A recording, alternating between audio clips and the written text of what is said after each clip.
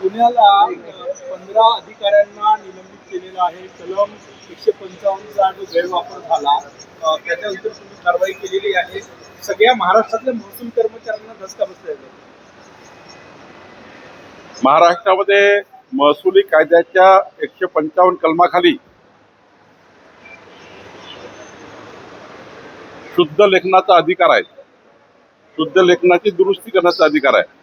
नावामध्ये दुरुस्त करण्याचा अधिकार आहे. परंतु महसूल विभागाच्या काही अधिकारी कर्मचाऱ्यांनी 155 कलमाचा दुरुपयोग करून मोठ्या प्रमाणावर गैरव्यवहार आणि फौजदारी सारखे मोठे गुन्हे या कलमाचा वापर करून केलेले आहे. विधिमंडळामध्ये प्रचंड या ठिकाणी असंतोष होता. चौकशी समिती गठीत करण्यात आली. विभागीय आयुक्त नाशिक आणि मोठी चौकशी समिती या ठिकाणी होती. या समितीने जो अहवाल दिला आहे या अहवालामध्ये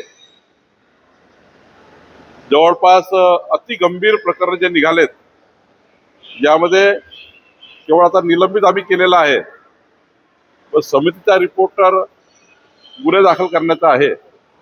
आम्ही आता कायदे लॉ ज्युडिशियलला सांगितलं आहे की याच्यामध्ये तपासून बघा, पण एक गंभीर गुन्हा केलेला आहे आणि त्या गंभीर त्यामुळे महसुली सुट्टीबद्दल त्यांनी ताकीद केली.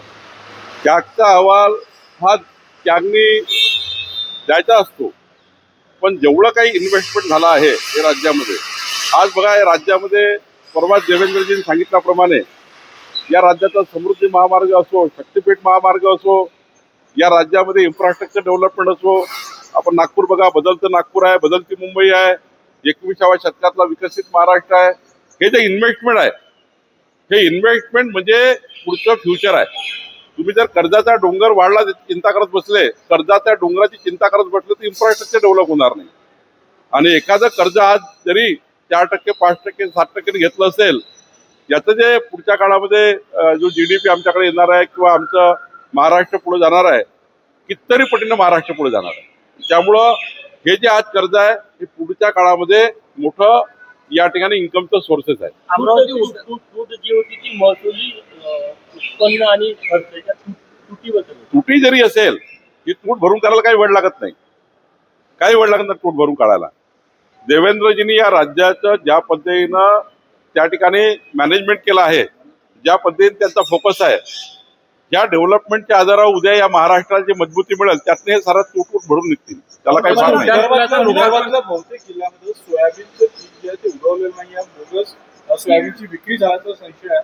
काय या सर्व सप्लायर जे लोक आहेत, ज्या शॉपमध्ये विकल्या गेलं, ज्या मुख्य त्यांचे एजन्सीज आहेत त्यांच्यावर गुन्हे दाखल करण्याचे निर्णय कृषी विभागाने घेतलेला आहे. परवाच माझं त्या ठिकाणी सूरज मांढरे त्यांचे कमिशनरशी बोलणं झालं. अमरावतीमध्ये बऱ्यापैकी 800, 900, 1000 शेतकऱ्याला फसवलं आहे अशा अनेक ठिकाणी तक्रारी आल्या आहेत. या कुठल्याही कृषी केंद्रांना त्यांच्या सप्लायरला सरकार सोडणार नाही. त्यांच्यावर प्रचंड गंभीर गुन्हे दाखल करेल आणि या शेतकऱ्यांना पुन्हा बियाणं कसं देता येईल याकरता आम्ही काम करतोय. 50,000ची अट जी आहे ती फडणवीस साहेबांनी काढलेली आहे, तर सरसकट 2 लाखापर्यंत कर्ज माफ होणार. माननीय मुख्यमंत्री देवेंद्र फडणवीसजी यांचं संपूर्ण महाराष्ट्राने अभिनंदन केलं. स्वतः शरद पवार साहेबांनी अभिनंदन केलं. विधिमंडळाने काल त्यांचं अभिनंदन केलं की एक महत्वाचा निर्णय शेतकऱ्याकरता काल देवेंद्रजींनी घेतला आहे. 50,000ची अट कमी केल्यामुळे आता सरसकटचा मार्ग मोकळा झाला आहे. निश्चितपणे महाराष्ट्राकरता आनंदाची गोष्ट. अमरावती बडनेर आहे ते उद्या लोकांना होणार आहे. उद्या मुलाखत मात्र त्यापूर्वी श्रेयवाद पाहायला मिळते. राणांनी जी निमंत्रण पत्रिका छापली त्यामध्ये आमदार आणि खासदाराचं नाव वगळलेलं आहे. मला वाटतं की त्या निमंत्रण पत्रिका काही शासकीय नाहीये, ती पत्रिका वेगळी आहे. छापलेली. तर त्यांना पटलं ते नाव टाकले, त्यांना पटलं ते नाव नाही टाकले. पण ती काही शासकीय पत्रिका नाही, त्यांनी ती खाजगी पत्रिका छापली. शरद पवारांची राष्ट्रवादी आपल्यासोबत महायुतीमध्ये येईल अशी चर्चा जी होते यावर तुम्हाला माहिती आहे का? शिंदे त्यामुळं जे काही होणार नाही त्यावर बोलून काही फायदा नाही. शिंदेचे जे विवादास्पद नगरसेवक होते म्हात्रे त्यांचा मुलगा 1 वर्षापासून घरी कोरे सातबारे छापत असल्याच्या तपासामध्ये पुढे आहे. ते पोलिसांनी तत्व देखील केले. नाही, त्यावर कारवाई होईल. आमच्या महसूल खातेही छेडछाड केली असेल कोणी तर कारवाई करू, त्याच्यात काही प्रश्न नाही. भारत सिर्फ एक बाजार नहीं वैश्विक विकास का लॉन्च पैड है, ऐसा प्रधानमंत्री मोदी ने दुनिया को संदेश दिया है। माननीय पंतप्रधान नरेंद्र मोदी जी ने विकसित भारत का जो संकल्प किया उसको लेकर पूरे विश्व में एक भारत के प्रति, भारत के दिए हुए संदेश के प्रति बहुत आत्मीयता है.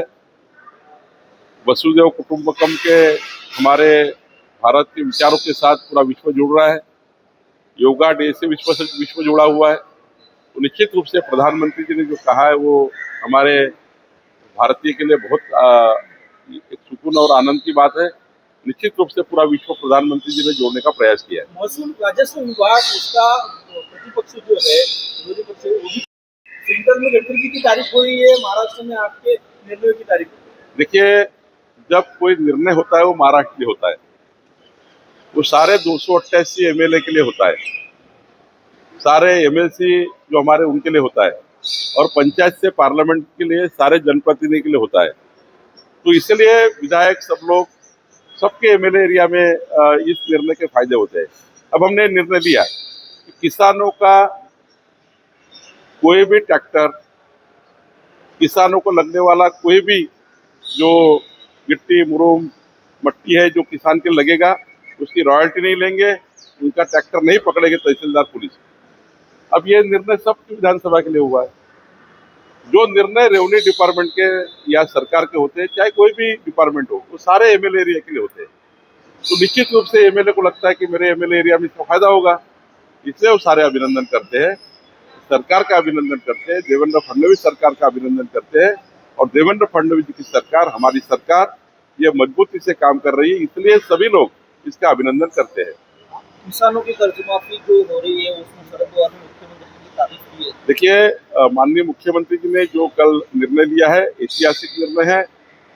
जो अपोजिशन ने डिमांड की थी, हमारे पार्टी के सारे नेताओं ने, कार्यकर्ताओं ने, जनता ने, किसानों ने जो अपेक्षा व्यक्त की थी माननीय मुख्यमंत्री जी से, उनने वो पूरी की है.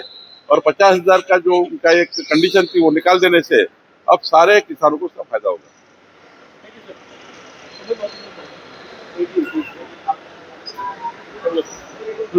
ये